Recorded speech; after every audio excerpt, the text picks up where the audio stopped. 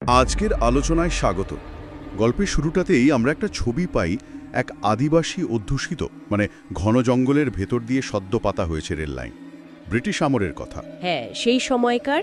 লাইনটা নাকি বিশাল সাপের মতো এঁকে বেঁকে গেছে শালবনের মধ্যে দিয়ে, আর সেখানেই মায়াং পাহাড় কেটে তৈরি করা হয়েছে প্রায় ৩০০ ফুট লম্বা একটা টানেল। আর এই টানেলটা নিয়েই তো যত কাণ্ড। শোনা যায় খরচ বাঁচাতে গিয়ে পাহাড়ের একটা প্রাকৃতিক গুহার মুখ ব্যবহার করে এটা তৈরি করা হয়। অনেক বাধাও এসেছিল। কিন্তু তারপরে ঘটে সেই ঘটনাটা, উদ্বোধনের পর একটা যাত্রীবাহী ট্রেন ওই টানেলে ঢোকার পর আর বেরোয়নি। ভাবা যায়, শুধু শোনা গিয়েছিল যাত্রীদের আর্তনাদ। হ্যাঁ, শুধু সেই আওয়াজটাই। এই ঘটনাটাই যেন গল্পের মূল সুরটা বেঁধে দেয়, একটা অজানা আতঙ্কের বীজ বুনে দেয় মনে। এই প্রেক্ষাপটেই গল্পের কথক ভবতোষ বন্দ্যোপাধ্যায়, যিনি রেলে চাকরি করতেন, তার বদলি হয় পুরুলিয়ার গরুড়া স্টেশনে। গরুড়া স্টেশন জায়গাটা বেশ দুর্গম, তাই না?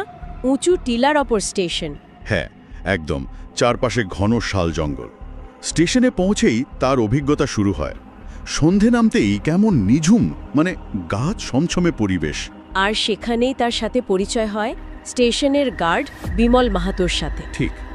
বিমল তাকে কোয়ার্টারে পৌঁছে দিয়ে যাওয়ার আগে একটা সাবধানবাণী শুনিয়ে যায়। হ্যাঁ, ওই কথাটা, যে রাতে অদ্ভুত শব্দ শুনলেও যেন ঘর থেকে বের না হন।